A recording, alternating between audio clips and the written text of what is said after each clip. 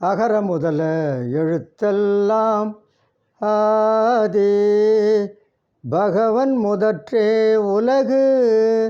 பாக்குப்பன். வணக்கம். இன்று என் பிதற்றல் திருக்குறளும் சீவக சிந்தாமணியும்.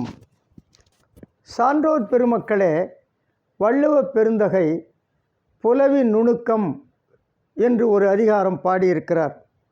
அது என்ன புலவி நுணுக்கம் என்பது, ஒரு தலைவனும் தலைவியும் ஒரு படுக்கையில் இருக்கும்போது அவன் மேல் எந்த விதமான தவறு இல்லை என்றாலும் அவன் மேல் ஒரு தவறு இருப்பதாக உண்டாக்கி ஏற்றி பிணங்குதல். அவனிடமிருந்து பிணங்க வேண்டும், ஊடல் கொள்ள வேண்டும் என்பதற்கு எந்த விதமான காரணமும் இல்லை. அவன் நல்லவன் தான், எந்த தப்பும் செய்யலை. இருந்தாலும் பிணங்குவதற்கு அவன் மேல் ஒரு காரணமும் இல்லை என்றாலும் ஒரு காரணம் இருப்பதாக ஏற்றி உண்டாக்கி அவனிடமிருந்து பிணங்குதல், ஊடல் கொள்ளுதல். போயா, இந்த தப்பு இருக்குது, தப்பே இல்லை, போயா என்று பிணங்குதலுக்கு புலவி நுணுக்கம் என்று பொருளாக பரிமேலழகர் சொல்கிறார். புலவி நுணுக்கத்தில் ஒரு அழகான குறள் ஐயா பாடியிருக்கிறாங்க திருவள்ளுவர். வழுத்தினாள் தும்மினேனாக அழித்து அழுதாள் யார் உள்ளி தும்மினீர் என்று. ஒருத்தன் சொல்கிறான், நான் தும்மினேன், 100 ஆண்டு வாழ்க, 100 ஆண்டு வாழ்க என்று வாழ்த்தினாள். அதோடு விட்டுருக்கலாம் இல்லையா? உடனே யார் நினச்சதால நீங்கள் தும்முனீங்க, உங்களுக்கு தும்மல் வந்தது என்று கேட்டு ஓ என்று அழுதாள். யாரும் நினைக்கல, இவனும் யாரையும் நினைக்கல, நினைக்கிற மாதிரி ஆள் இவன் இல்லை, இவனை யாரோ நினைக்கல, ஆனால் இவன் நினைக்கிறா வேறு யாரோ நினைக்கிறாங்கன்னு சொல்லி. ஆக இப்படி ஒரு தவறு இல்லை என்றாலும் யார் நினைத்ததால் உங்களுக்கு தும்மல் வந்தது என்று ஓ என்று அழுதாள்னு திருவள்ளுவர் சொல்கிறார். த புலவி நுணுக்கம் என்ற தலைப்பில் வருது. இதே கருத்தை சீவக சிந்தாமணியும் நமக்கு எடுத்து சொல்லுகிறது. ஒரு பாடல், நல்ல பாடல். வன் சிறை பவளச் செவ்வாய் பெடை அன்னம் மடமை கூற தன் கய நீருள் கண்ட தன்னிழல் பிரிது என்று எண்ணி. தன் கய நீருள் கண்ட தன்னிழல் பிரிது என்று எண்ணி கண்டனம் கள்வ மற்றும் உன் காதலி தன்னை நீர்க்கு பண்டயம் அல்லம் வேண்டா படுக்க என்று ஊடிற்று அன்றே. வேண்டா படுக்க என்று ஊடிற்று அன்றே. சீவக சிந்தாமணி.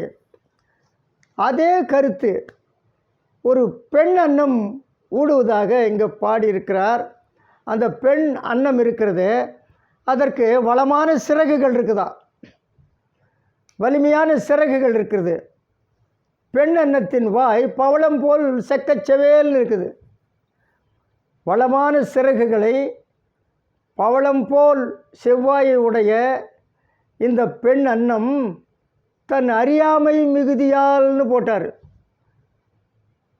தன் அறியாமையினால், தன் தெரியாத்தனத்தினால தன்னுடைய நிழலை குளிர்ந்த குளத்தில் நீரில் தன்னுடைய நிழலை கண்டு அந்த நிழல் தன்னுடைய ஆண் அன்னத்தின் காதலி என்று தவறாக நினைத்து, ஏ கள்வனே, காதலனை பார்த்து சொல்லு, ஏ கள்வனே, பார்த்தேன் உன் காதலியை தண்ணீரின் கீழ் நான் பார்த்தேன், இனி நான் முன்பு போல் இருக்க மாட்டேன், இனி என்னை அகப்படுத்தல் வேண்டாம் என்று பெண் அன்னம் ஊடிற்று, ஊடல் கொண்டது, கோபித்து கொண்டது, பிணங்கியது என்று சீவக சிந்தாமணி பாடல் நமக்கு அழகாக எடுத்து சொல்லுகிறது.